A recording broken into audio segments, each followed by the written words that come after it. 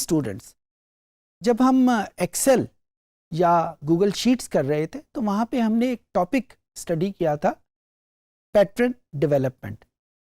Pattern development basically एक बहुत technical field है जिसमें हम मुख्तलिफ वेरिएबल्स के दरमियान में कोई रिलेशनशिप डेवलप करते हैं और फिर उस रिलेशनशिप को यूज़ करते हैं उसकी मेजरमेंट के लिए। जिस तरह मैं ये देखना चाहूँ कि मेरी दुकान की सेल किन किन चीज़ों के ऊपर डिपेंड करती है, किन चीज़ों के साथ उसका रिलेशनशिप है। मुझे जब ये पता चल जाएगा कि मेरी दुकान की सेल किन किन चीज़ों के ऊपर डिपेंड करती है तो मेरे लिए ये बहुत आसान होगा कि मैं उन चीज़ों के ऊपर ज़्यादा फोकस करूं कि जिनके ऊपर मेरी दुकान की सेल पॉजिटिवली डिपेंड कर रही है। सिमिलरली अगर मुझे ये भी पता चल जाए कि मेरे पास 5 चीज़ें ऐसी हैं जिनके ऊपर मेरी दुकान की सेल बहुत ज़्यादा डिपेंड करती है, पॉजिटिवली डिपेंड करती है, तो उनमें से कुछ चीज़ें ऐसी होंगी जिनके ऊपर ज़्यादा डिपेंड कर रही होगी, यानी न्यूमेरिकली उसकी मैग्नीट्यूड ज़्यादा होगी। कुछ चीज़ें ऐसी होंगी जिनके ऊपर न्यूमेरिकली कम डिपेंड कर रही होगी। तो मेरे लिए ये डिसीजन करना बहुत आसान हो जाएगा कि मैं अपनी दुकान की सेल को अगर बढ़ाना चाहता हूँ तो मैं किन फैक्टर के ऊपर फोकस करूँ, किन फैक्टर के ऊपर ज़्यादा फोकस करूँ, किन फैक्टर के ऊपर कम फोकस करूँ, और किन फैक्टर के ऊपर फोकस करते हुए उनको ख़त्म करने की कोशिश करूं, क्योंकि उन फैक्टर की वजह से मेरी दुकान की सेल नेगेटिव हो रही है, कम हो रही है। सो इस पूरे प्रोसेस को जब मैं डेटा एनालिटिक्स की ज़ुबान में कहता हूं तो मैं ये कहता हूं कि मैं पैटर्न डेवलप कर रहा हूं सेल में और उसके कॉजेज़ में, उसकी रीजंस में। सेल की तो मैंने एक आपको एग्जांपल दी है, इस तरह की बहुत सारी एग्जांपल ली जा सकती हैं। किसी दुकान में कोई कस्टमर जाते हैं तो वो सेटिस्फाइड हैं या सेटिस्फाइड नहीं है, क्योंकि अगर वो सेटिस्फाइड होंगे तो बार बार उसी दुकान पे जाएंगे, बार बार जब उसी दुकान पे जाएंगे तो दुकान वाले की सेल बढ़ेगी। इसको टेक्निकल ज़ुबान में हम कस्टमर सेटिस्फेक्शन कहते हैं। तो कस्टमर सेटिस्फेक्शन किन चीज़ों के ऊपर डिपेंड करती है? जिस तरह हमने कस्टमर सेटिस्फेक्शन की बात की, हम एम्प्लॉय सेटिस्फेक्शन की बात भी कर सकते हैं कि किसी ऑफिस में काम करने वाले जो बंदे हैं वो कैसे सेटिस्फाई होते हैं, किन फैक्टर के ऊपर डिपेंड करती है उनकी सेटिस्फेक्शन। तो ये जब भी हमने किसी चीज़ को रीज़न आउट करना हो कि किन चीज़ों के ऊपर उसकी वेरिएशन डिपेंड करती है, डेटा एनालिटिक्स में हम पैटर्न डेवलपमेंट का टॉपिक उसमें स्टडी करेंगे। इसको हमने एक्सेल में भी किया था, शीट्स में भी किया था। आर में इसकी बहुत एडवांस फॉर्म हमारे सामने मौजूद है।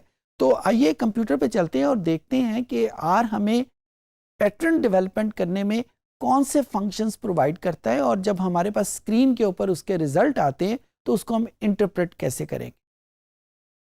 ये मेरे पास आर स्टूडियो का इंटरफेस मौजूद है और यहाँ पे मैं कस्टमर डीबीएस की फ़ाइल को पहले इंपोर्ट करता हूँ और फिर उसके बाद उसको यूज़ करूँगा। एनवायरनमेंट का आइकन, और एनवायरनमेंट के आइकन में import data set, import data set में एक्सेल, और एक्सेल में हमारे पास जो डाउनलोड फोल्डर में मेरे पास फ़ाइल मौजूद है कस्टमर डीबीएस, उसको मैं इंपोर्ट यहाँ पे कर लूँगा। Depending on the speed of your computer ये उस फाइल को एक्सेस कर लेगा, और उसके बाद as a matter of fact इस पर्टिकुलर बॉक्स में हम अगर कोई चीज़ चेंज करना चाहें तो हम चेंज नहीं कर सकते। चेंज करने के लिए हमें इसको एडिटर में ही ओपन करना पड़ेगा, लेकिन यहाँ पे इसको दिखाने का मकसद सिर्फ ये है कि अगर ये फ़ाइल वो नहीं है जो आप चाह रहे हैं तो आप यहीं से इसको चेंज कर लें। इसको इंपोर्ट कर लिया, इंपोर्ट करने के बाद ये फ़ाइल मेरे पास आ जाएगी। यहाँ पे कोई से 2 वेरिएबल मैं ले लेता हूँ जिनके ऊपर मैंने पैटर्न डेवलप करना है, और जब मैं पैटर्न डेवलप करना कहता हूँ तो मैं ये देखना चाहता हूँ कि एक वेरिएबल दूसरे वेरिएबल के ऊपर कितना डिपेंड करता है। फॉर एग्ज़ाम्पल यहाँ पे एक वेरिएबल है क्रेडिट कार्ड डेट। अब मैं ये देखना चाहता हूँ कि क्रेडिट कार्ड डेट में जो चेंजेस हैं उनका इनकम के साथ क्या ताल्लुक़ है, क्या इनकम के चेंज होने से क्रेडिट कार्ड डेट के ऊपर कोई चेंजेस आती हैं या नहीं, या दूसरे मानों में इस सारी चीज़ को जब मैं डेटा एनालिटिक्स की ज़ुबान में कहूँगा तो मैं ये देखूँगा कि क्रेडिट कार्ड डेट का पैटर्न क्या है विद रिस्पेक्ट टू इनकम।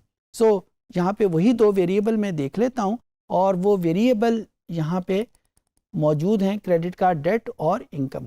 इस फाइल को मैं अटैच कर लेता हूँ ताकि मैं बार बार इस फाइल का नाम ना लिखूँ।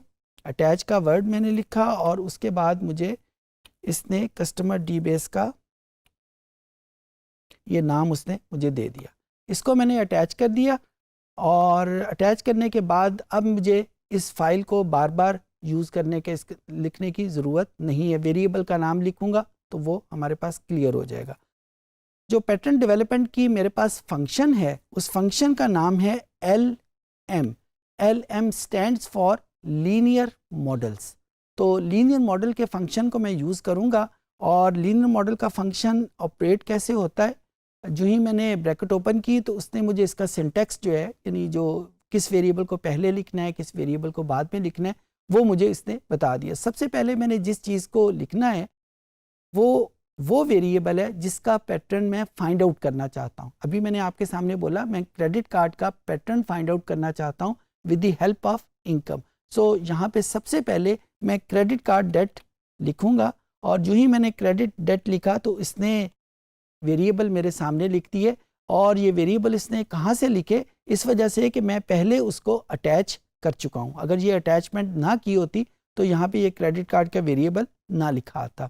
पहला वेरिएबल लिखा गया, उसके बाद एक साइन, इसको टेक्निकल ज़ुबान में तो करली कहते हैं और अब ये आपके कीबोर्ड में ये मौजूद है। जो 1 की की है उसके साथ लेफ़्ट साइड पे जो की है वहाँ पे ये साइन मौजूद होता है, इसको करली कहते हैं। और इसका आर की ज़ुबान में मतलब है कि हम डिपेंडेंस या रिलेशनशिप को देखना चाहते हैं। क्रेडिट कार्ड डेट और उसके बाद ये जो सिंबल मैंने यूज़ किया करली, और इसके बाद मैं वो वेरिएबल लिखूंगा जिसकी मदद से मैंने इस वेरिएबल को मैयर करना है।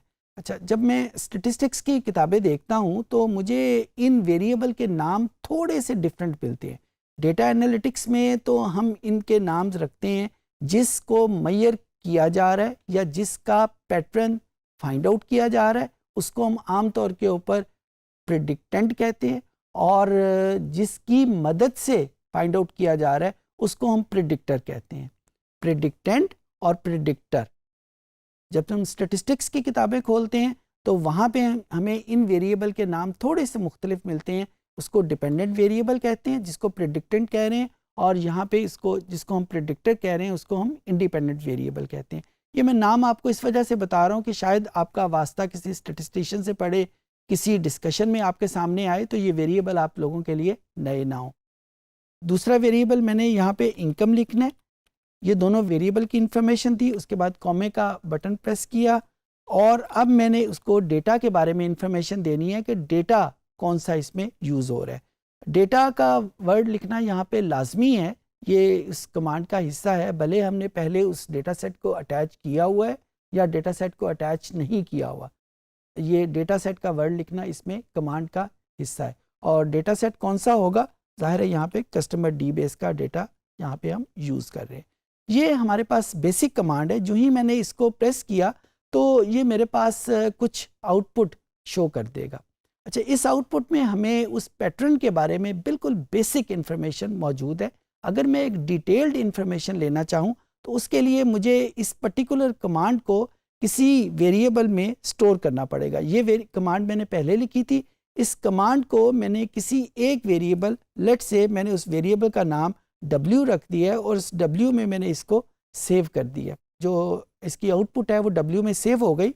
अब मैं इसको समरी की कमांड यूज़ करूँगा और समरी W, और इसको जब क्लिक करूँगा तो ये मेरे सामने उसी रिग्रेशन की, उसी पैटर्न डेवलपमेंट की एक डिटेल्ड आउटपुट सामने आ जाएगी। अच्छा, ये न्यूमेरिकल आउटपुट है। न्यूमेरिकल आउटपुट में हमारे देखने की सिर्फ दो चीज़ें हैं। ज़्यादातर हम इंटरेस्टेड होते हैं इसकी ग्राफिकल आउटपुट में। मैं वो न्यूमेरिकल आउटपुट में जिन चीज़ों के बारे में इंटरेस्टेड है वो बता के मैं इसके ग्राफिकल आउटपुट पे आता हूँ। ये जो हमारे पास कोएफिशिएंट के नाम का टेबल है, यहाँ पे इस टेबल में ये वेरिएबल हमने यूज़ किया था इनकम का इस पैटर्न को डेवलप करने में, और उसके आगे वैल्यू लिखी हुई है 0.04। अगर ये वैल्यू पॉजिटिव है तो हम इसको कहेंगे कि इनके दरमियान में जो रिलेशनशिप है वो पॉजिटिव है, और अगर ये वैल्यू नेगेटिव है तो इसका मतलब ये होगा कि इनके दरमियान में जो रिलेशनशिप है वो नेगेटिव है। इस पॉजिटिव और नेगेटिव रिलेशनशिप का मतलब क्या है उसके देखने के लिए हम इसको ग्राफ कर लेते हैं।